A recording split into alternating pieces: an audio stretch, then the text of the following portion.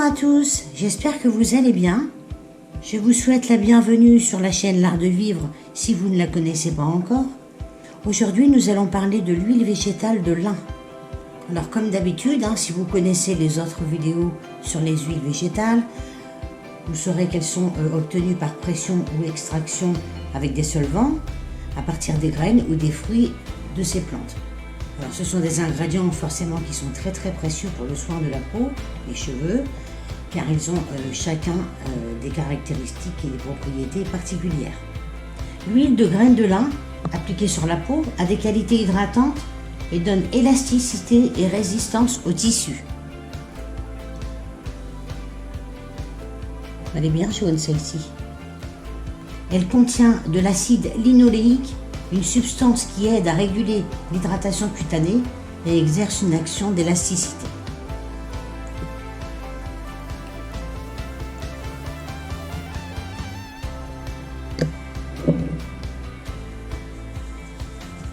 L'huile de lin peut être utilisée à la fois sur le visage, sur le corps, et elle est particulièrement indiquée dans les zones qui ont tendance à présenter une peau plus facilement déshydratée, comme les coudes ou les genoux.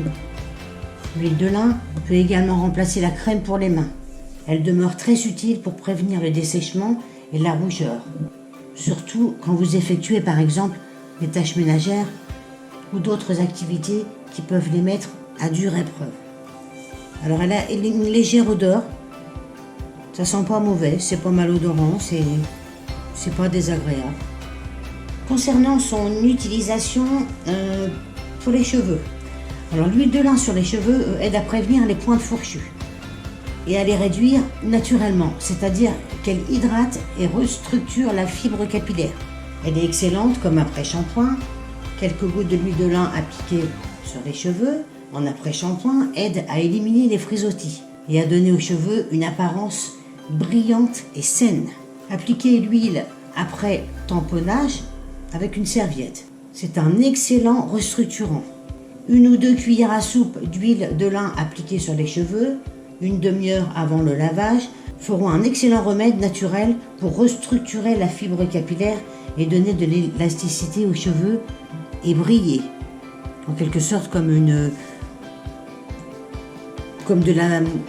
comment on appelait ça avant, de la brillantine. Alors elle aidera à lutter contre les pellicules aussi. Elle régulera la production de sébum et normalisera le cuir chevelu. Il est donc utile de faire des compresses antipelliculaires. Il suffira de masser quelques gouttes d'huile de lin sur le cuir chevelu avant le shampoing. Vous voyez, j'en ai mis sur ma main, hop, ça brille un petit peu légèrement, mais c'est pas gras du tout. Pas du tout. C'est ça qui est l'avantage avec ces huiles, c'est que ça laisse pas du tout de film gras. On voit que c'est brillant, c'est tout, mais voilà, c'est raisonnable. Alors, concernant le visage, l'huile de graines de lin est un excellent démaquillant naturel. Vous mettez sur une éponge humide quelques gouttes d'huile de lin et vous l'appliquez sur le visage. Utilisée de cette manière, grâce aux qualités décrites précédemment, en plus d'éliminer les traces de cosmétiques, l'huile de lin aide à réhydrater la peau. Par conséquent, elle a une double fonction. Concernant le corps, la contribution bénéfique de cette huile dans les soins de la peau est due au fait qu'elle est un très bon antioxydant, par exemple contre le psoriasis, l'eczéma. Habituellement, ce type de troubles cutanés sont causés par le manque d'acide gras. C'est pourquoi l'utilisation sur la peau de l'huile extraite des graines de lin sera en mesure de l'aider à être plus douce et plus saine. Alors pourquoi il est important de mettre de l'huile végétale sur notre peau ? Tous les jours, on fait l'erreur de mettre sur notre peau des sérums, des crèmes chimiques, des concentrateurs, des émulsifiants, alors qu'on a tout sous la main pour avoir le bon ingrédient pour se mettre sur la peau. Alors, cette petite feuille pour bien vous expliquer le fonctionnement de la peau et de quoi elle a besoin.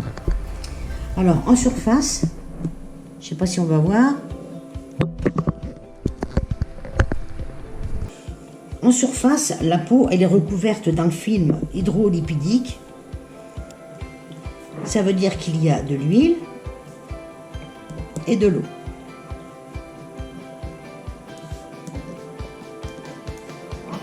en fait, se dépose sur l'épiderme, la couche superficielle de la peau. Et cet épiderme, admettons, on va le comparer à un mur de briques.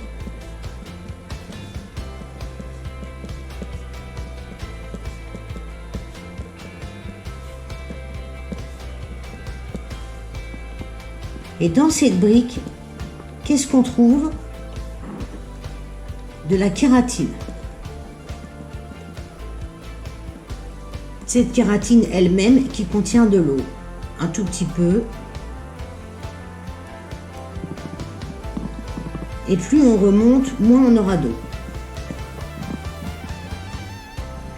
Ces briques sont maintenues entre elles par un ciment.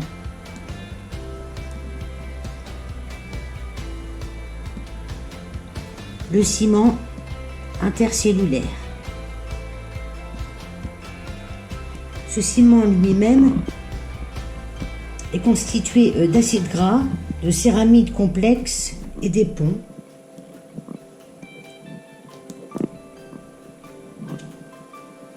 Les ponts qu'on appelle donc les desposomes lipidiques. Donc les briques contiennent de l'eau. Et les briques sont entourées d'un ciment gras. Donc l'eau est donc emprisonnée à l'intérieur de la peau. Et l'eau, d'après vous, elle vient d'où? L'eau, elle vient des couches les plus profondes de la peau.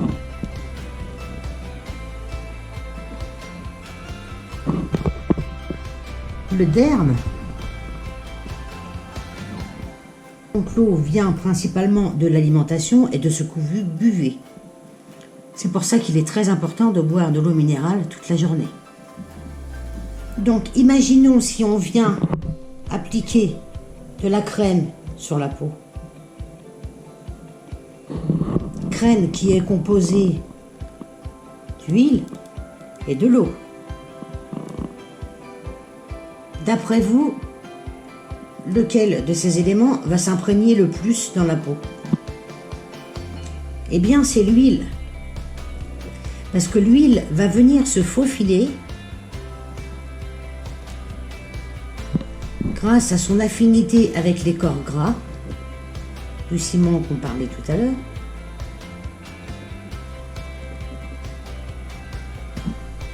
Entre les kératinocytes.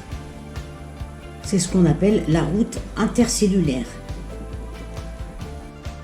Elle va reconstituer le ciment intercellulaire. Vous aurez la garantie que la peau va retenir l'eau. L'eau, bien évidemment, issue de la consommation de l'alimentation et de l'eau que vous buvez tous les jours. Donc, si vous avez encore des crèmes ou si vous devez en choisir à l'avenir, il faudra plutôt choisir des crèmes qui sont riches en acides gras essentiels, en acides gras complexes, donc en huile végétale par exemple. Beurre de karité, amande douce, argan, noisette. Et éviter ces crèmes trop légères avec du gel et du silicone qui va empêcher la peau de respirer, qui ne pourront pas pénétrer. Risquant bien sûr de former un film au-dessus du mur de briques, sans rien venir lui apporter à l'intérieur. Donc voilà, par ce petit schéma, un petit peu pourquoi je préconise les huiles végétales. Cette vidéo qui sera un petit peu plus longue que les autres, mais il était important d'en faire le point. Donc, revenons à notre huile de lin. Alors, elle serait très efficace sur la peau, là où elle est très épaisse, sur les coudes, les genoux, les zones qui sont très sèches. Elle sera très bien aussi sur les mains en hiver, pour le psoriasis, l'eczéma. Après, les tâches ménagères, ou avant de mettre les gants, pour avoir les mains toutes douces, dues à la chaleur, et donc à l'ouverture des pores de la peau. Donc, pour conclure, ce qu'on pourra dire sur l'huile de lin, qui est aussi exceptionnelle, c'est que pour la peau, elle lui apportera de l'élasticité, elle est cicatrisante, elle sera excellente pour l'eczéma ou le psoriasis. Pour les cheveux, elle leur apportera de l'hydratation, de la brillance, et c'est un très bon antipelliculaire. Donc voilà en ce qui concerne l'huile de lin. En tout cas, ça m'a fait plaisir de vous expliquer un petit peu le fonctionnement de la peau, le derme et l'épiderme, bien vous expliquer pourquoi l'huile est importante. En tout cas, j'espère que cette petite vidéo vous aura plu. Je vous remercie d'avoir regardé cette vidéo et je vous dis à bientôt.